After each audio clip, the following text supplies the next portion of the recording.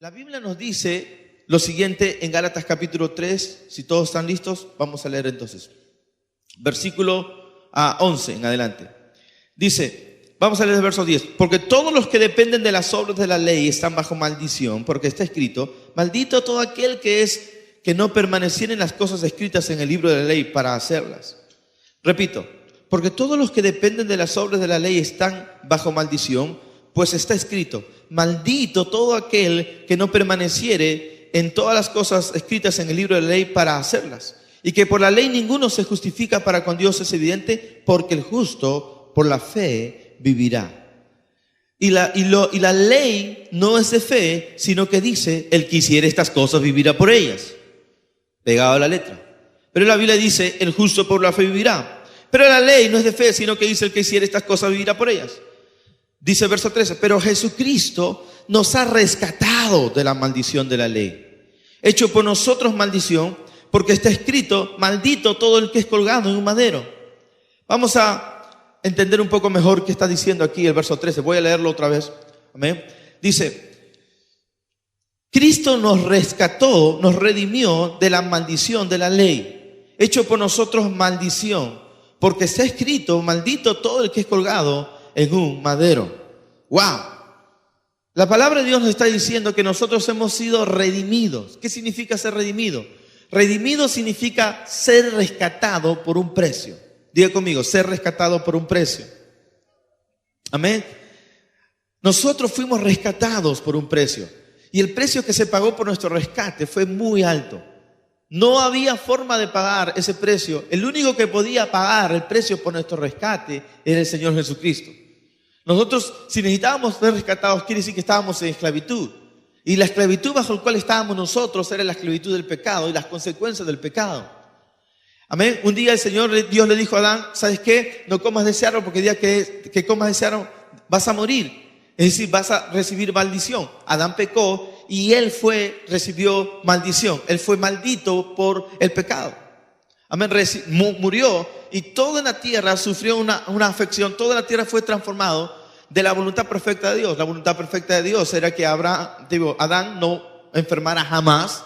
La voluntad perfecta de Dios era que Abraham viviera para siempre. La voluntad perfecta de Dios en ese momento era que Adán pudiera disfrutar de todo lo que Dios había creado. Lamentablemente, a causa del pecado, todo ello se echó a perder. O sea, la tierra entró en una anormalidad. O sea, la voluntad perfecta de Dios ya no se pudo dar. ¿Por qué? Porque lamentablemente Adán traicionó a Dios, pecó, y el pecado trajo esa maldición. Bueno, Dios, para ir guardando de esta maldición ahora a la humanidad, entonces estableció la ley y dijo, bueno, para poder proteger al mundo de tanta obra maligna de las tinieblas, voy a poner estos cuidados. Y el que guardare la ley va a ser protegido por lo que guarde. Pero como el hombre había muerto espiritualmente, nunca podía realmente guardar toda la ley, porque la ley es espiritual. La ley daba mandatos espirituales y el hombre era un hombre ya vendido al pecado, muerto espiritualmente, y aunque trataba de alguna manera hacerlo, no podía nunca. ¿Por qué? Porque estaba muerto ante Dios. Entonces terminaba fallando, entonces terminaba invocando el perdón y la misericordia de Dios, y Dios había establecido una serie de sacrificios para que el hombre pudiera ponerse a cuenta de Dios mediante la redención, la confesión y estas cosas. Amén. Bien, pero lo que quiero explicar es lo siguiente. Toda una serie de maldiciones entraban a la tierra, y entre estas maldiciones está la muerte espiritual, la muerte física, la enfermedad y la pobreza. Amén. La muerte física, la enfermedad, la muerte espiritual y la pobreza, y todo fue afectado. No fue nunca el plan original de Dios la pobreza. Cuando Dios hace las cosas, las hace en abundancia. Aquel que diga lo contrario está yendo en contra del corazón de Dios y en contra de lo que la palabra de Dios dice. Porque Dios es un Dios de abundancia. Dios es un Dios bueno. El problema fue cuando al Adán traicionara a Dios, porque Dios le había dicho, ¿sabes qué? De ese árbol del huerto no podrás comer, porque el día que comas de ese árbol vas a morir. Es decir, en otras palabras, Dios le está diciendo a Adán, mira, quiero que recuerdes que tú no eres dueño de estas cosas, el dueño soy yo. Y aun cuando soy el dueño de todo este universo que he creado, yo te doy a ti el privilegio de participar porque te amo y quiero que tú disfrutes de lo que yo te he dado. Pero ¿sabes qué? Para hacerte recordar que tú eres un mayordomo y tú eres un administrador, tú no vas a comer de ese árbol. pero él comió de ese árbol al olvidarse que él era un mayordomo nada más. Nosotros somos mayordomos y administradores de todo lo que Dios ha creado. El día en que tú crees que tu vida te pertenece, tú estás en contra de Dios. El día que tú crees que lo que tú tienes te pertenece, tú estás contra el señorío de Dios en tu vida. Nada de lo que tenemos nos pertenece, le pertenece al Señor Jesucristo. Le pertenece a Dios completamente. Aún nuestra vida le pertenece a Él. Aún el aire que respiramos, aún el oxígeno le pertenece a Él. ¿Estamos de acuerdo? ¿Qué es el arrepentimiento? ¿Qué es aceptar el señorío de Dios en nuestra vida? Es decirle, Señor, nuestra vida sin ti no vale nada, no sirve. Señor, me arrepiento, me vuelvo a ti y de ahora en adelante, Señor, te pertenezco, me rindo a ti. Amén. Y confesamos el señorío de Jesús en nuestra vida y recién ahí podemos gozar de salvación a través de la fe. Entonces la salvación viene por confesar el señorío de Dios en nuestra vida, es volver a declarar que nada nos pertenece, que todo le pertenece a Dios. Pero el hecho de que nada nos pertenezca y que todo le pertenezca a Dios no significa que Dios no haya cambiado en cuanto a su carácter de ser un Dios de abundancia y ser un Dios generoso. Eso no ha cambiado. No ha cambiado. No cambia el hecho de que Dios sigue siendo un Dios de abundancia. El hecho de que nosotros nos hayamos vuelto mayordomos de Dios y administradores de lo que Dios nos ha dado no significa que Él no quiera seguir participando, amén, haciéndonos partícipes de todo lo que Él ha creado. Bueno, vamos a volver al punto otra vez. Estamos diciendo que la Biblia aquí nos habla de que Cristo Jesús nos redimió de la maldición de la ley. La ley, amén, tenía diferentes aspectos. La Biblia nos habla, por ejemplo, en Deuteronomio acerca de locura, acerca de lepra, acerca de enfermedades terribles, acerca de pobreza al extremo, ¿no? Acerca de todas estas cosas terribles que vendrían a todos aquellos que le dieran espalda a Dios y no cumplieran la ley. Y todo eso era, amén, consecuencia de no andar en la voluntad de Dios. Pero la Biblia nos está diciendo que Jesucristo nos redimió, nos rescató. ¿Cómo es que Jesús nos rescató de la maldición de la ley? ¿Cómo es que lo hizo? Tomando el castigo que nosotros merecíamos. Diga conmigo, tomando el castigo que nosotros merecíamos. Ahora, cuando Jesús toma nuestro lugar, nuestra posición, Él recibe sobre Él todas las maldiciones. Amén. Él recibe todas. Esa es la razón por la cual cuando Jesús aparece en la tierra, Él sana a los enfermos. Cada vez que sanó a los enfermos, amén, Él estaba redimiéndonos. Él estaba tomando la maldición, estaba tomando las consecuencias de la maldición. Sanó al leproso, sanó al cojo, sanó al ciego, hizo milagros. ¿Por qué lo hacía? Porque Él estaba mostrando la redención. Amén. Ahora, ¿cuándo es el momento en que la redención llega a su cúspide? Cuando a Jesús lo flagelan, me refiero en cuanto a lo físico, cuando a Jesús lo flagelan, amén, su cuerpo se vuelve una llaga entera, terrible, ¿no? La Biblia dice, y por sus llagas fuimos nosotros curados. Y por sus llagas fuimos nosotros curados. Amén. ¿Qué significa eso? Que la razón por la cual Jesús recibe el flagelo sobre su cuerpo es para redimirnos de la enfermedad.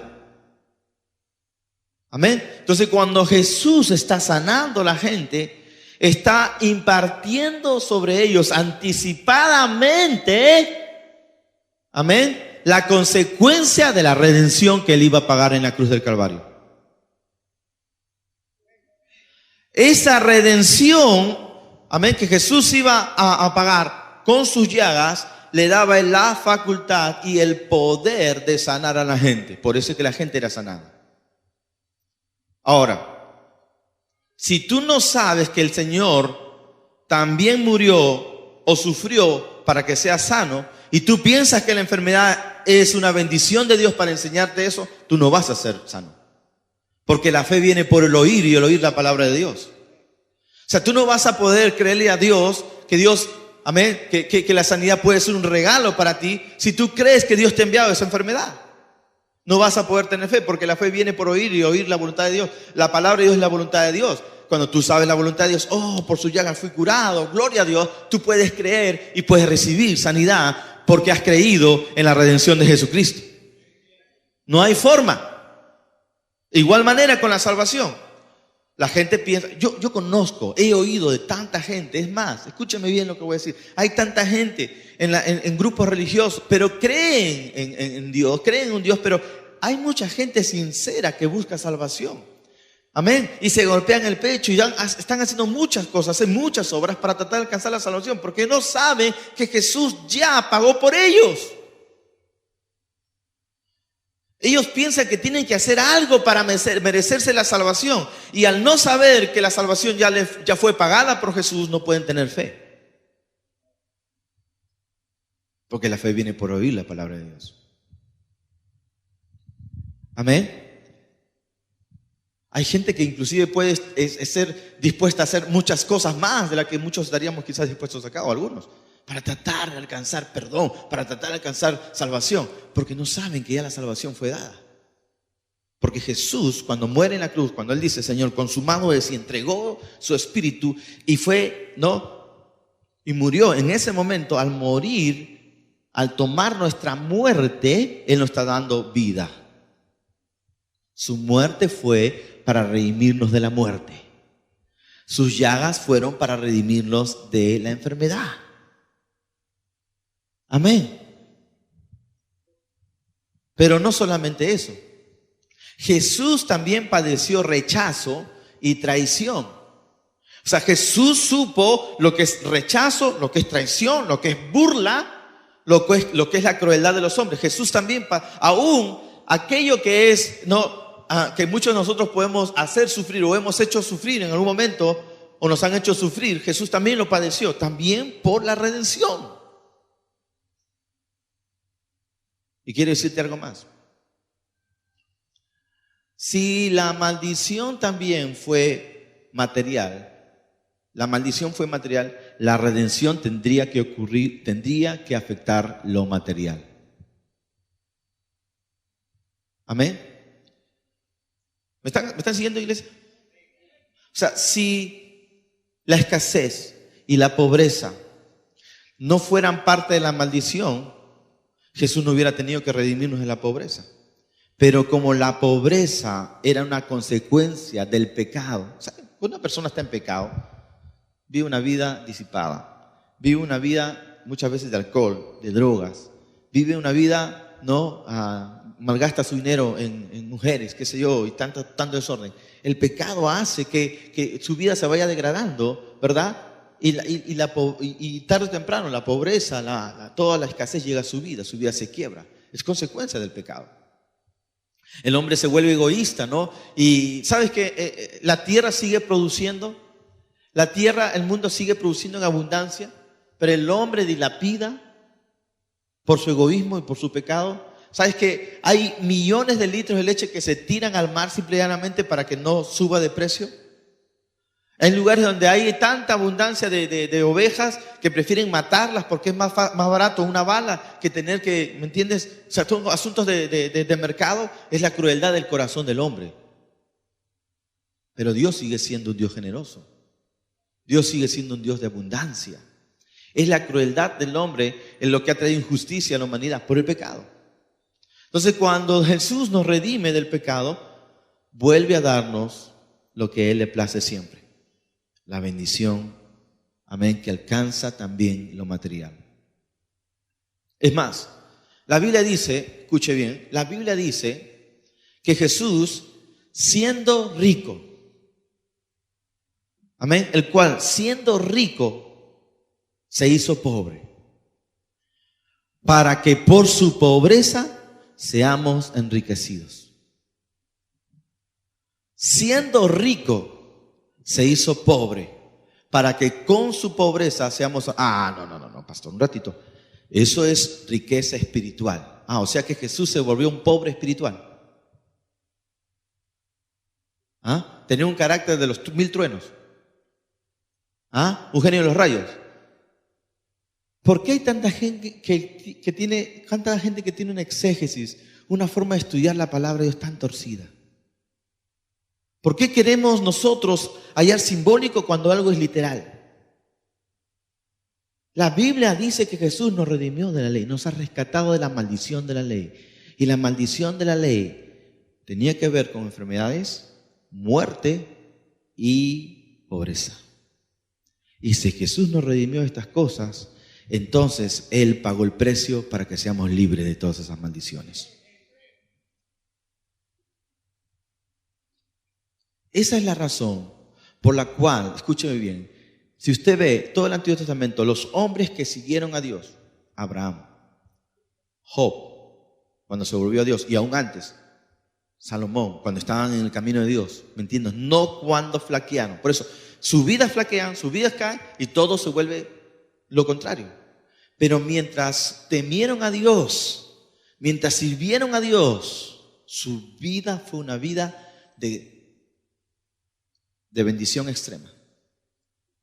La Biblia dice que Abraham era riquísimo en ganados, riquísimo, tenía oro, plata. Job en su tiempo fue el más rico de la tierra. Le vino el desastre, le vino por su temor, amén, toda una serie de maldiciones. Su familia pereció, sus hijos, pero luego que él se volvió a Dios, Dios le dio el doble. El doble. Amén.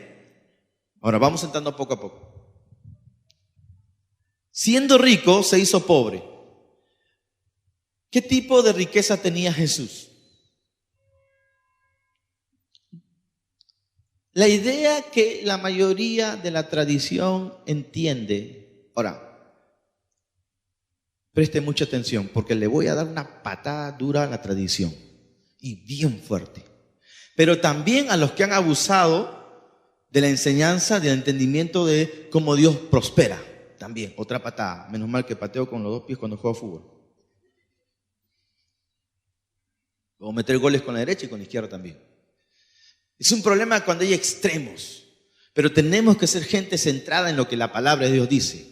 Yo no me guío por lo que fulano dijo, sultano, gloria a Dios, honro a esos hombres de Dios, leo buenos libros, pero al final, amén, ¿qué es lo que la palabra de Dios a mí me muestra? Amén. Y es tan importante y qué lindo por aquellos que tienen su Biblia ahí apuntando, porque es muy importante lo que ahora vamos a decir. Escuchen. El cual siendo rico se hizo pobre para que nosotros por su pobreza seamos enriquecidos. O sea, la Biblia nos está diciendo en primer lugar que por la razón por la que Cristo se hizo pobre, nosotros vamos a ser enriquecidos. Y no es hablando de algo espiritual solamente. En todo caso, en este caso está hablando de algo o sea, va más allá. Está hablando de la abundancia que Dios suele traer a nuestras vidas. ¿En qué momento Jesús fue rico? En el principio era el Verbo, y el Verbo era Dios, y el Verbo era con Dios.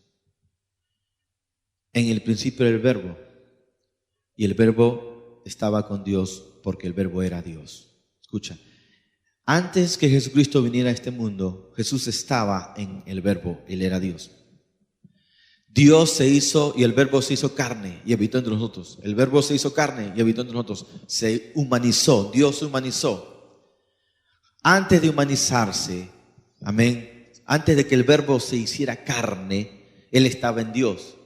Ahí Él era rico, porque era el dueño de todo el universo. Dígame una cosa, ¿cuántos soles hay en el universo? Soles, estrellas.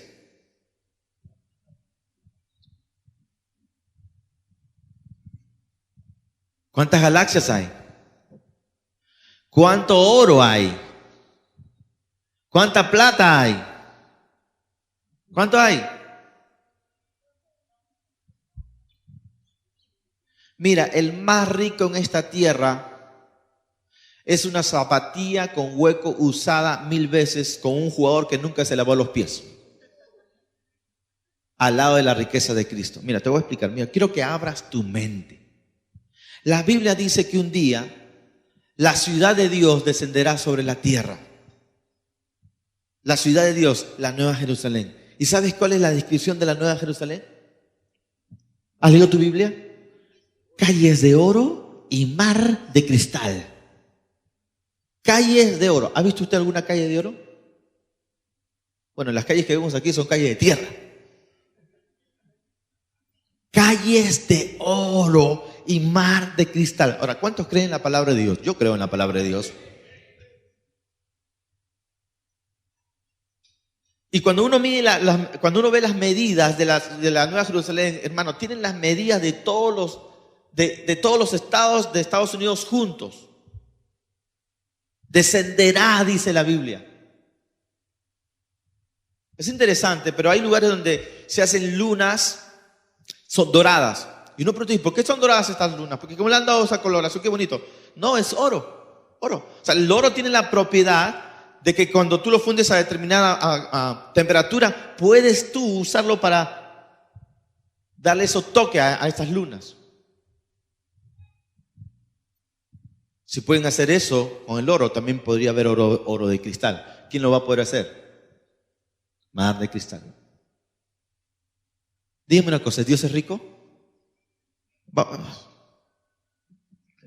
La Biblia nos dice que Dios mandó construir un templo en el Antiguo Testamento. ¿Cómo era ese templo? Dios ordenó que el templo esté enchapado en oro, del mejor oro y plata. ¿Cómo Dios, amén, cómo Dios que mandó que su templo tuviera, ¿me entiendes?, el oro y la plata, va a pedir a la gente que anden pobre toda su vida? ¿Qué tipo de Dios es ese? ¿Qué tipo de Dios? Es un Dios que se gozara en toda su riqueza y quisiera que todo el mundo fueran unos pobres haraposos. ¿Qué tipo de Dios es ese? Un cinto de oro.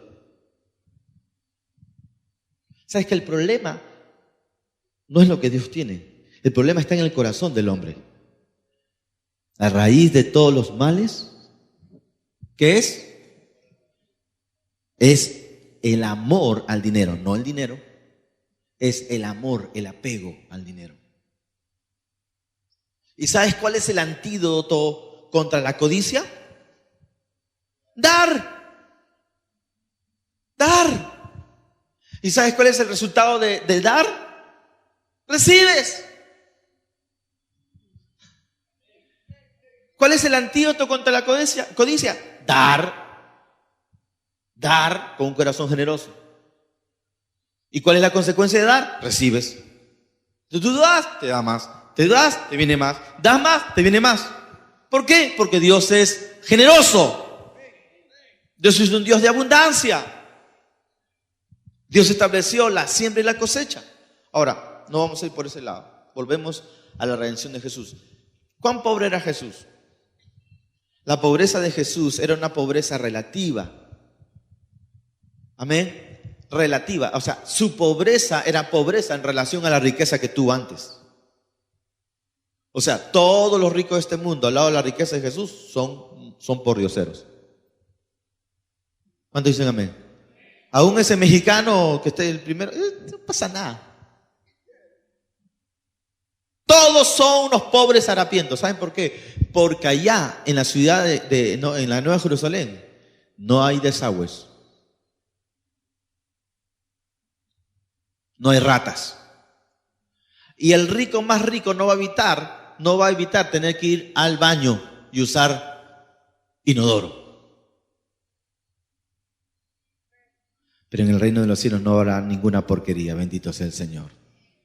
Denle un aplauso al Señor. Aleluya. ¡Gloria a Dios! No habrá gusanos ni nada de esas inmundicias. Es una de las cosas que más me alegra, honestamente. Amén. Todos nosotros tenemos que recordar nuestra humanidad cuando abrimos esa puerta que dice bathroom. Que tiene oídos para oír, oiga.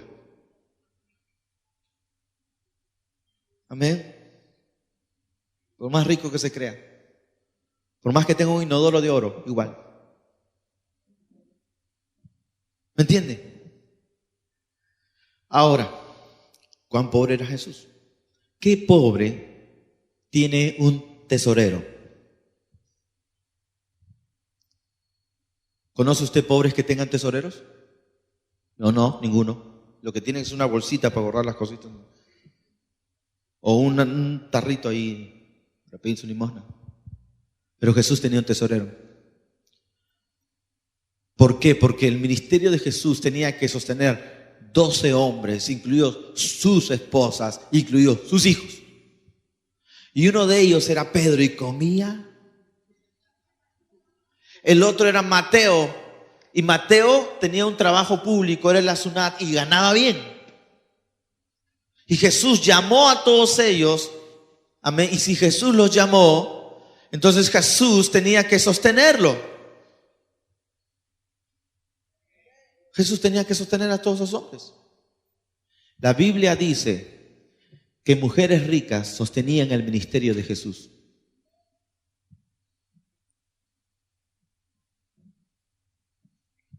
Había tanto dinero para la subsistencia de ellos que bien Judas podía estirar la mano y guardar.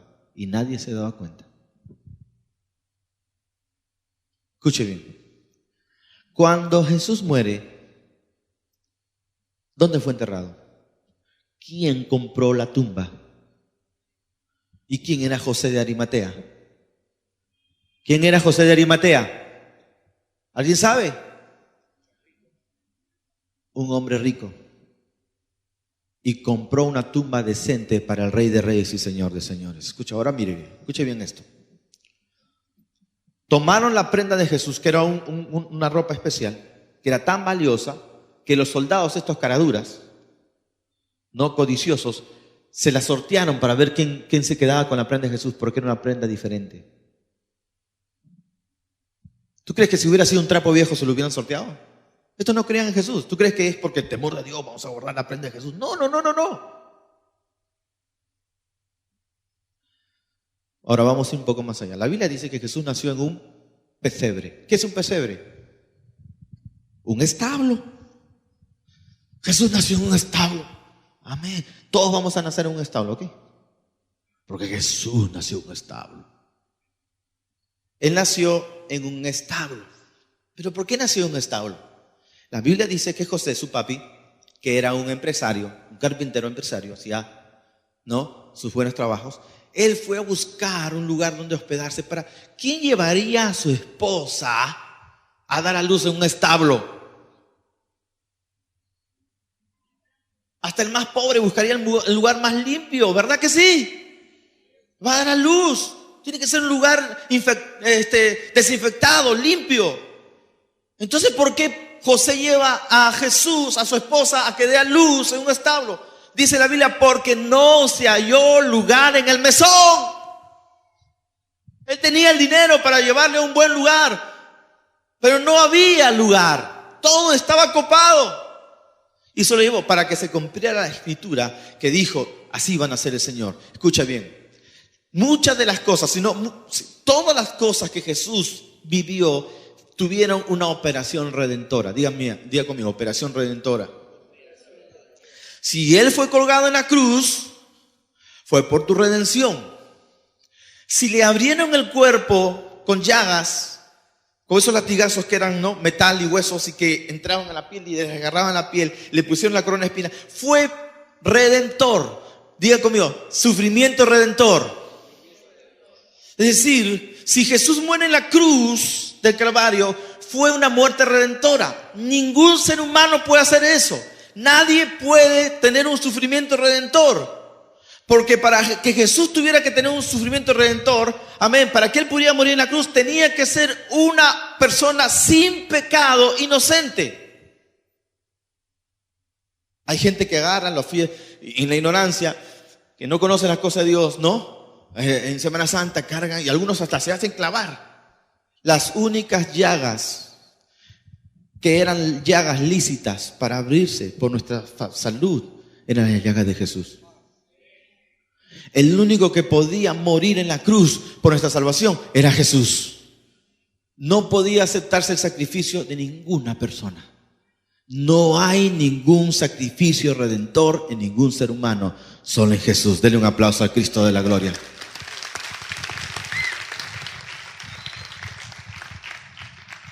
El sufrimiento de los discípulos luego no fue redentor. Fue en gratitud y por persecución. Voy a hablar un día sobre la persecución y vamos a poner las cosas en su lugar. Y ahí está Jesús naciendo. Ya. Ustedes ya saben por qué lloran los niños cuando nacen. Porque los niños no escogen a los padres. Entonces el niño cuando va a abrir los ojos, no.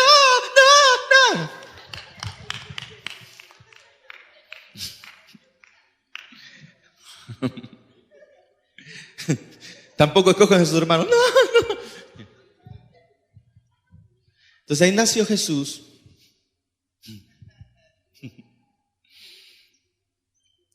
Escuchen, amados, dice la palabra de Dios que vino un grupo de hombres que siguieron una estrella que les señaló el camino. La tradición, ¿cuándo la tradición? Por eso, hermano, no se guíe la tradición. La tradición, guíese de la palabra de Dios, la revelación de la palabra de Dios.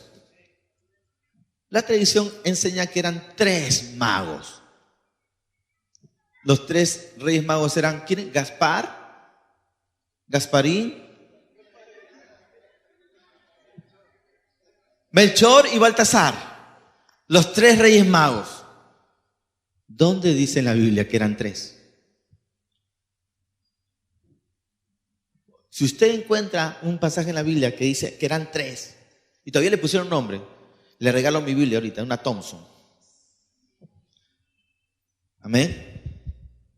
Y si me caes bien, te regalo otra Biblia que tengo así espectacular en mi casa, que tiene todo, hasta te transporta en el tiempo. Ya, esa. O sea, tú la abres y ¡pah! Caes en el año en que estás ahí.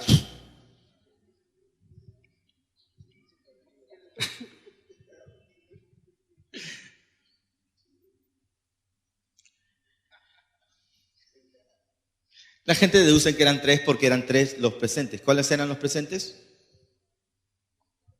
Oro, mirra e incienso. Incienso se usaba para honrar a los dioses. El incienso era para decir, hay un solo Dios, Jesús es el Dios que necesitamos. La mirra es un perfume de ungüento que se usaba para ungir a los muertos, para la sepultura. Estaban declarando que ese niño había nacido para morir. Iba a morir para redimir a la humanidad, el único.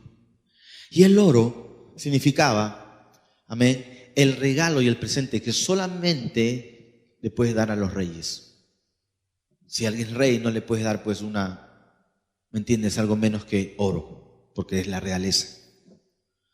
Entonces estaban declarando que Jesús es el Rey de Reyes y Señor de Señores. Cuando le preguntan, ¿y ustedes a quiénes buscan?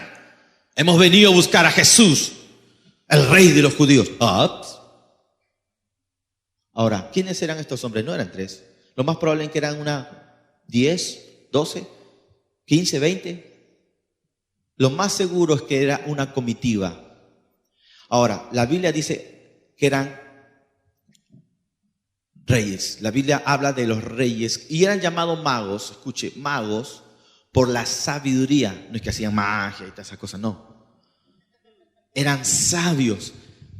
En otras palabras, eran distinguidos reyes de distintas naciones, que no eran 3, muy probable eran más. ¿Me entiendes? Es decir, era una comitiva internacional de alto nivel, convocado por Dios mismo. Dios se las arregló para que ellos se enteraran de que el rey de la tierra iba a nacer en ese pesebre. Y puso una estrella para que esa estrella los guiara. Amén. Ahora, ¿cómo transportaban el oro para un rey? ¿En un cofrecito? No. Era todo un carro lleno de oro porque era para un rey. ¿Y tú crees que si tú llevas oro, te vas con otra persona más? No. No. Tú te aseguras, vas con tu seguridad, ¿no? Vas con el Capitán América, el Hombre Hulk, con Iron Man, los ninjas y todo lo demás. No, era una comitiva de seguridad, porque habían ladrones en el camino. ¿Me dejo entender? Entonces, cuando van delante del Señor, aleluya, ellos vienen con los otros presentes que eran rey, pero también vienen con el oro. Amén. Ahora, ¿qué hizo el bebé? Nada. Porque era un bebé. ¿Quién tomó ese oro? José y María. ¡Wow! Madre Santa, nunca hemos visto tanto oro. Y cuando no bien habían terminado de celebrar, los persiguen. Ellos tienen que huir a Egipto. ¿Cuánto tiempo estuvieron en Egipto?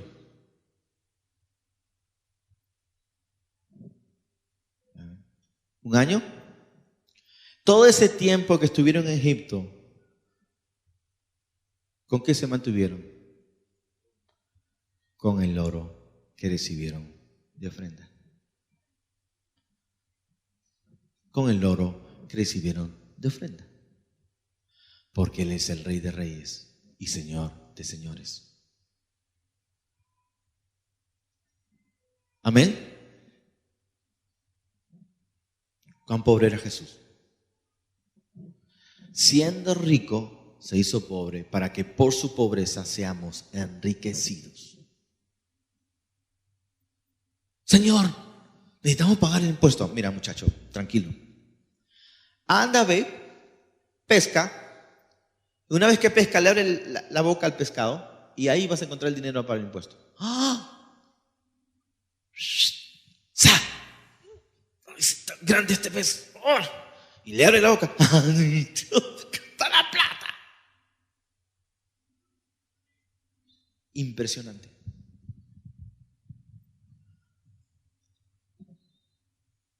¿Cómo entró Jesús a Jerusalén? ¿Montado en qué? En un pollino. Un burrito humilde. ¿Burrito humilde? No cualquiera usaban pollinos.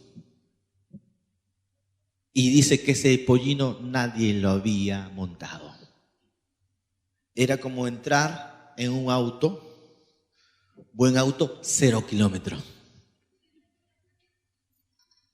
Y la gente decía, ¡Hosana! ¡Hosana! ¿Me entiende?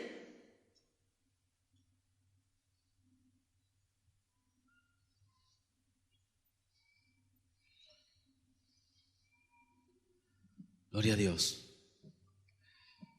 ¿Cómo afecta esto a mi vida? Vamos a nuestras Biblias en Juan capítulo 10, verso 10, por favor.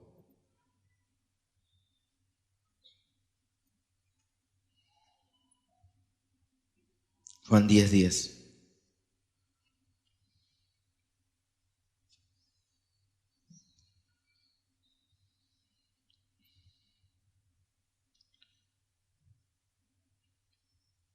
El ladrón no viene sino para robar y matar y destruir. Ahora, como estamos en mar adentro, vamos a ver el contexto. Amén.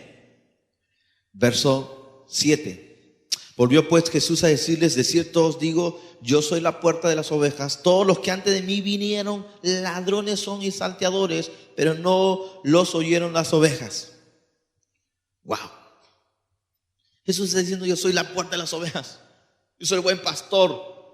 Soy el camino, la verdad y la vida. Pero luego dice algo sorprendente. Dice: todos los que antes de mí vinieron son unos ladrones y son unos salteadores. ¿A qué se estaba refiriendo Jesús cuando hablaba de ladrones y salteadores?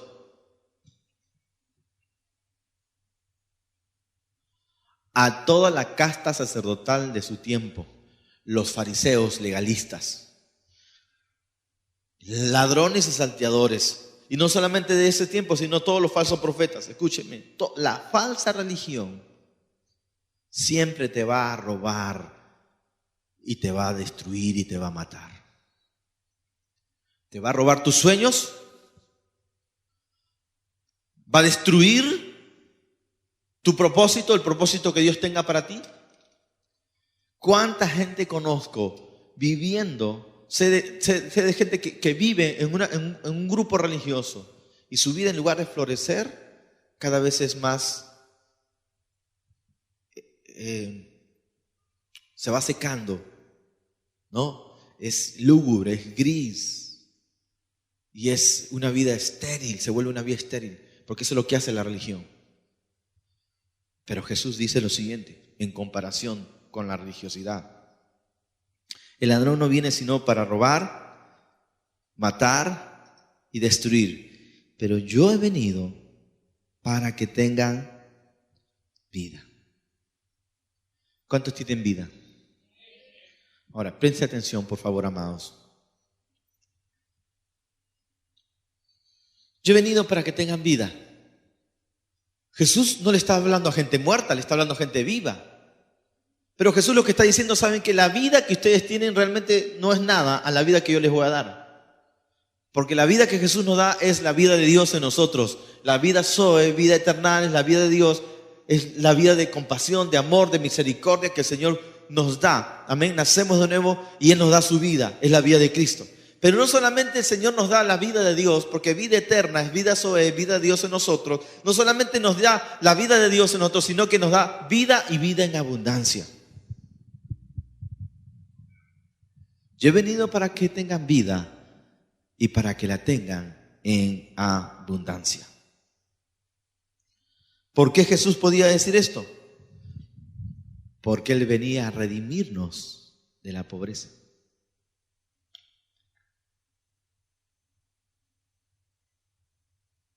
Amén.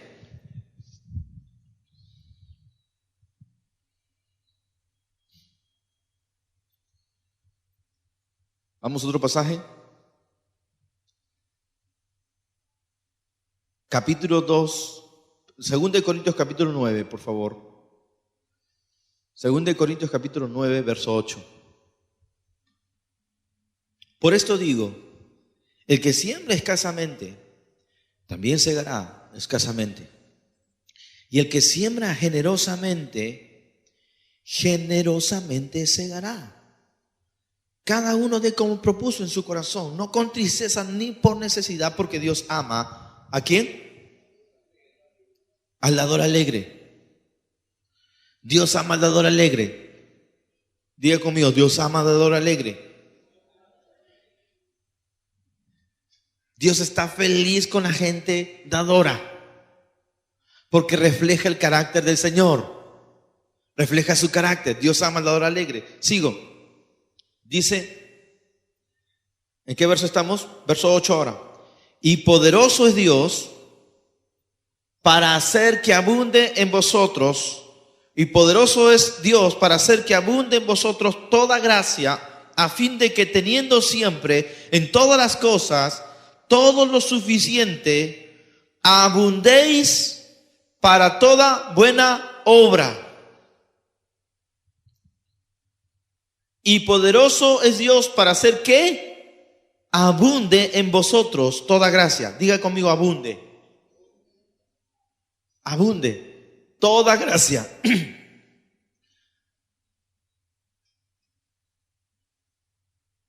Pastor, está hablando solamente de lo espiritual. Por favor, otra vez.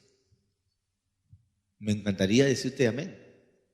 Pero no está hablando solo de lo espiritual. Teniendo siempre en todas las cosas todo lo suficiente, abundéis para toda buena obra.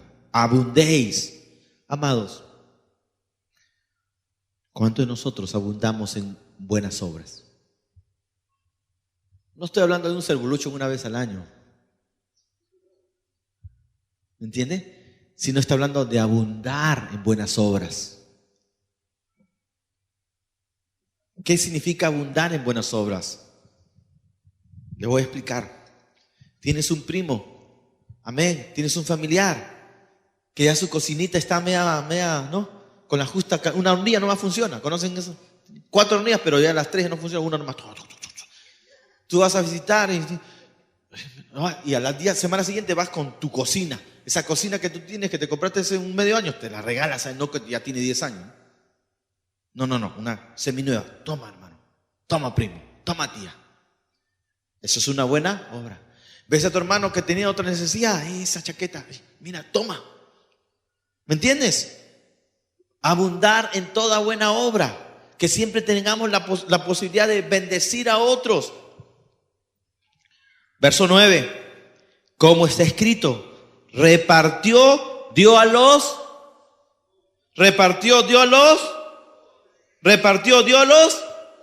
su justicia permanece para siempre.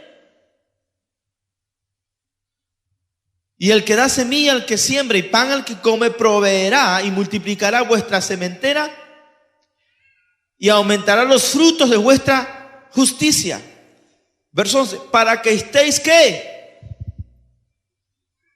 Verso 11, amados. Para que estéis enriquecidos. ¿En qué? Lea su Biblia. Para que estéis enriquecidos en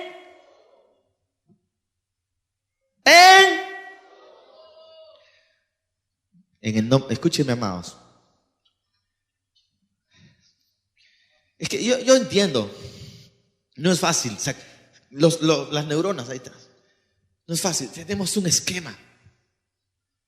¿Qué significa estar enriquecidos en todo? ¿Qué significa estar enriquecido?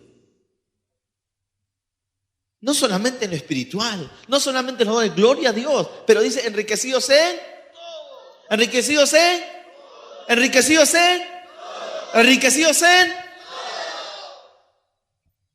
es el favor de Dios. Enriquecidos en todos. ¿Para qué? Para toda liberalidad. ¿Cuánto fue la última vez que ayudaste a un pobre? ¿Cuándo fue la última vez que le llevaste a un restaurante? ¿Cuándo fue la última vez que le pusiste ropa nueva? ¿Cuándo fue la última vez? Jóvenes, amados, jóvenes. No los voy a mirar. No se avergüencen. Pero ustedes no pueden ser dependientes. Miren, la edad madura para un joven judío, ¿sabes cuál era? 12 años de edad.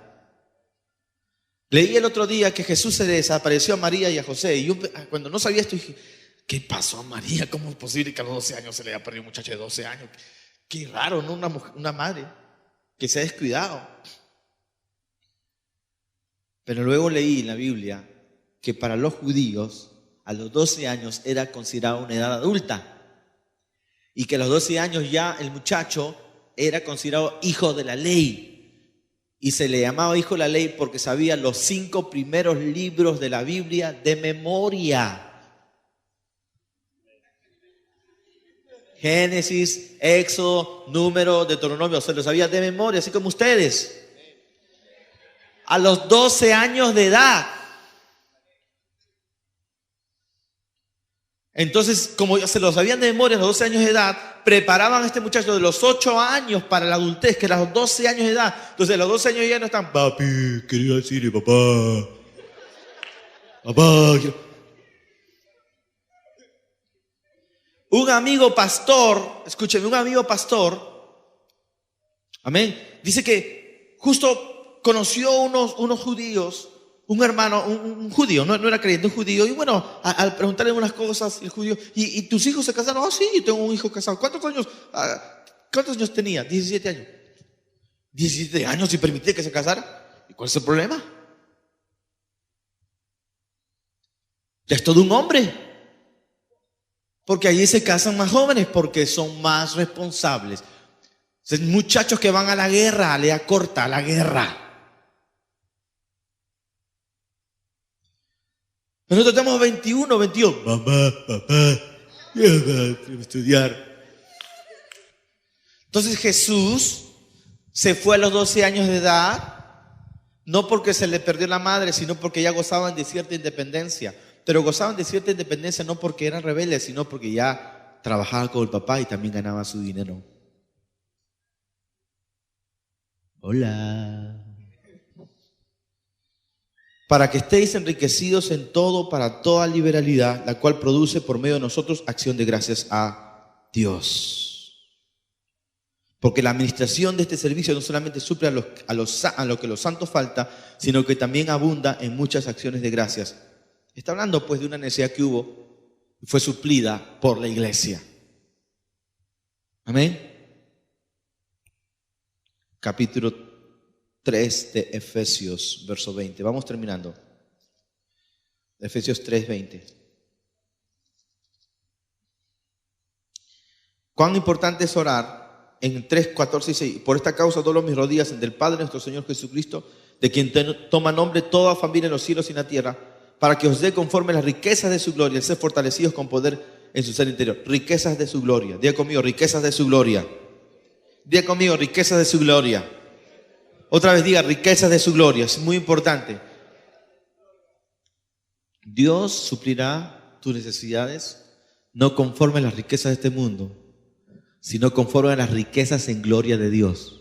Así es. Pero tú tienes que aprender a activar. Tú tienes que aprender a activar lo sorprendente, lo sobrenatural en tu vida. Y una de esas formas es la oración. Cuando tú oras, activas las riquezas de la gloria de Dios por fe. Pero tienes que saber cómo tomar tu redención. Dice la palabra más adelante, verso 20. Y aquel que es poderoso para hacer todas las cosas mucho más abundantemente de lo que pedimos o entendemos, según el poder que actúa en nosotros. Aquel que es poderoso para hacer todas las cosas mucho más abundantemente. Estoy diciendo que Dios es un Dios de abundancia. Él hace las cosas mucho más abundantes de lo que pedimos o entendemos. Tú pides algo, pero Dios quiere hacer algo más abundante. Amén. Y termino con este pasaje en Filipenses 4:19. Filipenses 4:19. Y este es un pasaje muy importante. Verso 10. En gran manera me gocé en el Señor, de que ya al fin habéis revivido vuestro cuidado de mí, de lo cual también estabais solícitos, pero os faltaba la oportunidad. Qué bueno que estén cuidando de mí. Otra vez repito, en gran manera me gocé, me alegré, de que al fin habéis revivido vuestro cuidado de mí.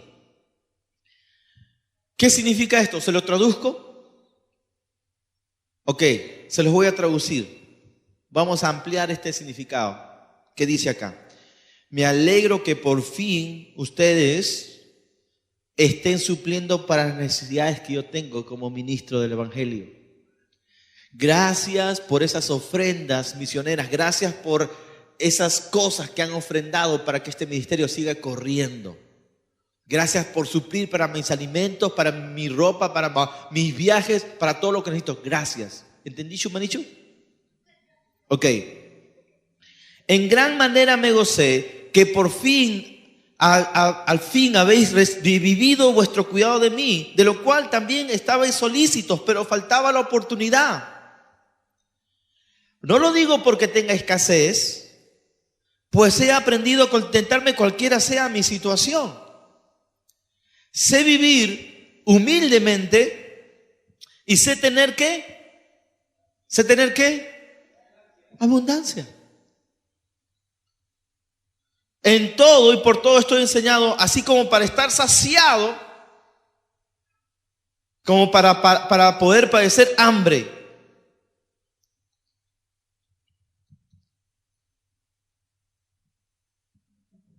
La Biblia nos está diciendo que hubo muchos momentos en que el apóstol Pablo padeció necesidad por causa de predicar el Evangelio. Porque él dejó todo para predicar el Evangelio como ministro del Señor. pero a veces enfatiza solamente las necesidades de Pablo. Pero no está diciendo que solamente estuvo en este gesto el rato. Dice, he aprendido a contentarme cualquiera sea mi situación. Sé vivir en escasez, pero también sé vivir en abundancia.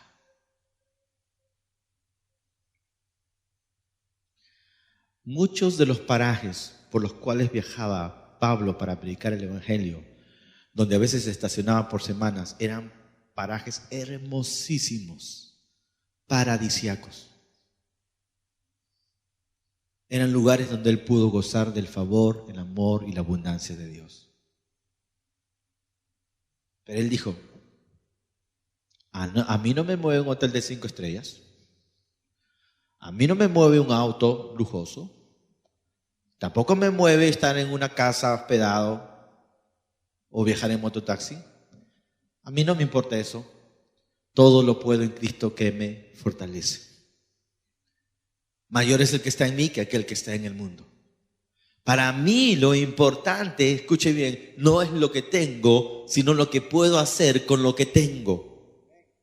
Ahora, estamos hablando del testimonio de un hombre de Dios dedicado 100% a extender el Evangelio.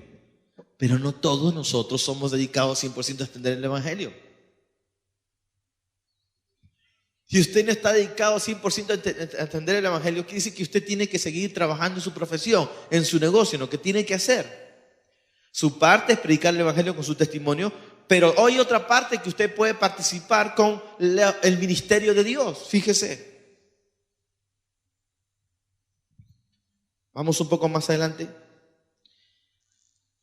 Sin embargo, hiciste bien en participar conmigo en mi tribulación.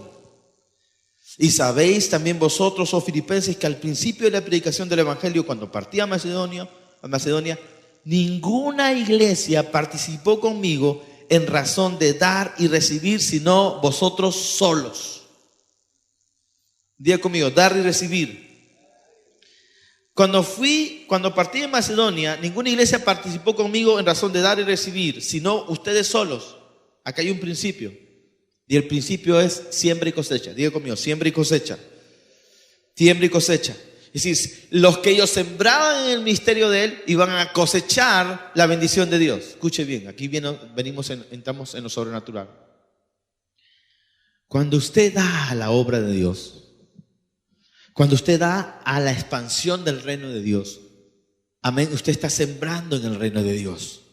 Y cuando usted siembra en el reino de Dios, usted va a cosechar los beneficios del reino de Dios en abundancia, porque Dios es un Dios de abundancia. Dice la palabra, amén. Ninguna iglesia participó conmigo en razón de dar y recibir, qué pena por ellas, sino ustedes solos. Pues aún a Tesalónica me enviasteis una y otra vez para mis necesidades. Qué tremendo, ¿no? La verdad, a mí como ministro me sorprende. Porque quiero abrir mi corazón acá en la iglesia. A mí se me hace bien difícil, no sé si es algo de orgullo, pero se me hace bien difícil hablar de mis necesidades con la gente de la iglesia. Para que la gente no vaya a poder pensar que uno se quiere aprovechar. Pero el apóstol Pablo está hablando de sus necesidades con la iglesia que él tenía relación. Y luego les dice esto, fíjese el verso 17. No es que busque dádivas, sino que busco fruto que abunde en vuestra cuenta. Yo no busco dádivas, yo busco fruto que abunde en su cuenta. Cuando usted siembra en el ministerio, cuando usted da su ofrenda, usted está participando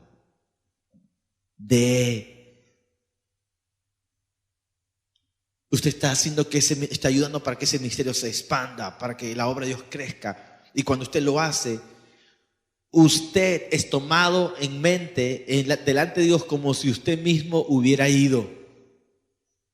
¿Por qué? Porque cuando usted da dinero, usted está dando parte de su vida. Al final de la semana le dan un sobre, al final de la quincena le dan un sobre, o al final del mes o diario le dan un sobre. Ese sobre significa sus 8 o 10 horas de trabajo. Es decir, ese dinero simboliza su vida. Cuando usted da ofrenda en el altar, usted está dando parte de su vida. Por eso a algunos les cuesta tanto dar. Es más fácil decir, Señor, te amo, te amo, te amo. Lloran. Bien, hermanos, vamos a recoger la ofrenda. Se regresa la lágrima.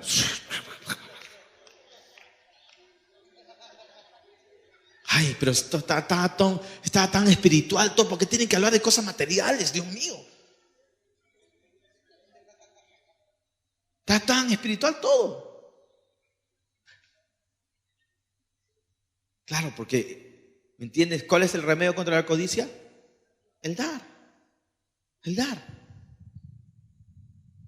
Entonces, cuando tú das dinero, tú no estás dando solamente dinero. Tú estás, mira, usted fíjese en aquellos que se conectan con el fluir de Dios, con aquellos que se conectan con la obra de Dios y con el ministerio. Fíjese en aquellos que están cerca y cómo dan y aportan. Vas a ver cómo sus vidas florecen. Comienza a mirar, comienza a mirar, comienza a investigar si quieres. Pero comienza a ver con aquellos, de repente con aquellos que se mantienen lejos, ahí nomás, así. Aquellos que se mantienen cerca, dando, honrando, Dios se las arreglará para honrar sus vidas.